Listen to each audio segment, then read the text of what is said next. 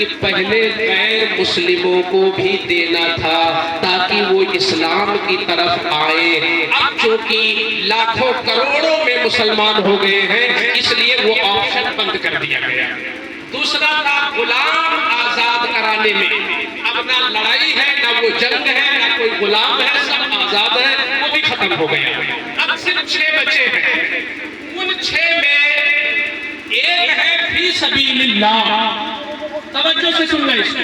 ایک ہے فی سبیل اللہ یعنی اللہ کی راہ میں زکوٰۃ دو. علماء تشریح کرتے ہیں کہ فی سبیل اللہ ہی میں مدرسے آتے ہیں. مدرسے فی سبیل اللہ ہے یعنی اللہ کی راہ میں جو زکوٰۃ دینے کا حکم ہے اس کے لیے مدرسے پہلے نمبر پر ہیں. کیوں؟ اس لیے کہ جس زمانے میں علم اٹھ رہا ہو ایسے زمانے میں اگر کوئی علم کو بڑھانے کے لیے اٹھ کھڑا ہو تو اللہ اس کی اس قربانی کو زیادہ پسند کرتا ہے. آج کے زمانے میں دین کے لیے خرچ کرنے والے بہت کم لوگ بچے ہیں. چادر گاگر میں آدمی خوشی سے دیتا ہے, عمرہ خوشی سے کراتا ہے, بغداد کا ٹور خوشی سے کراتا ہے, شادیاں خوشی سے کراتا ہے, مگر کسی کو حافظ بنانے کے لیے, کسی کو عالم بنانے کے لیے لوگوں کی توجہ کم ہے. تو اگر کوئی مسلمان اپنی زکوٰۃ کا مال کسی مدرسے میں دیتا ہے تو اس سے اللہ بھی خوش ہے, اس سے رسول اللہ بھی. آج کے زمانے میں سب سے بڑا مسئلہ مدرسے ہے. یہاں ڈبل فائدہ ہے, زکوٰۃ بھی ادا ہو گئی اور دین بھی آگے بڑھا. دین بڑھا. آج دین مردہ ہو رہا ہے. آج ان میں دین کی قدریں پامال ہو رہی ہیں. آج اچھے عالم نہیں پیدا ہو رہے ہیں. امام احمد رضا کا چھوڑا ہوا اثاثہ آگے کون بڑھائے گا؟ آپ کے علاقے کے وہ زبردست عالم مفتی حضور مفتی رجب علی صاحب قبلہ نے جو مشن چھوڑا تھا ان کا سچا نائب اب کہاں پیدا ہوگا؟ کسی فیکٹری میں نہیں, کسی یونیورسٹی میں نہیں, کسی کالج میں نہیں, ایسے ہی مدرسوں میں جہاں بچے پڑھتے ہیں انہی میں کوئی ہوگا جو وقت کا مفتی رجب علی ہوگا, جو کوئی وقت کا حافظ ملت ہوگا. اگر آپ کا پیسہ ان مدرسوں میں لگ جائے, میں چاہتا ہوں کہ اگر بات آ گئی ہے تو اپنا حوصلہ دکھانے کے لیے گٹکا کھانا بند کر دو. گٹکے کا پیسہ اگر مدرسے میں آ جائے اس پورے علاقے کے لوگوں کا, جو اس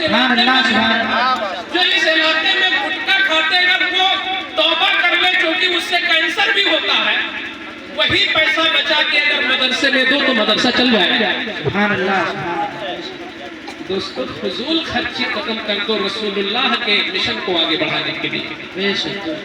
اپنی عید میں 4-5 جوڑا بناتے ہو بیوی کا, ایک جوڑا کم کر دو, وہی پیسہ مدرسے میں دے دو.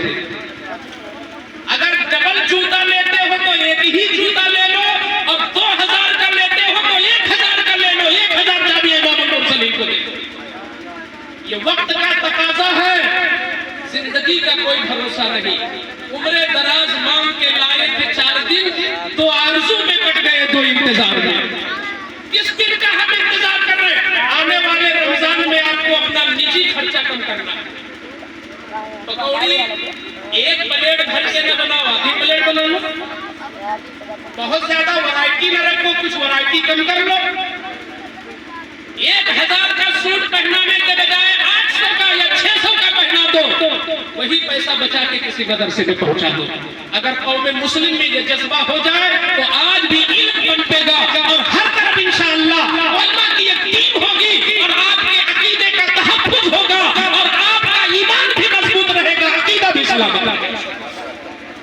ہم چاہتے ہیں کہ اگر آپ کے سینے میں گرمی آئی ہے, آپ کے سینے میں گرمی آئی ہے, تو جس کے بھی جیب میں 1 روپیہ ہو چاہے ان بچوں کے پاس ہو چاہے میرے پاس, ہر آدمی چاہے 1 روپیہ دے, اگر نہ ہو تو صرف دعا دے دے.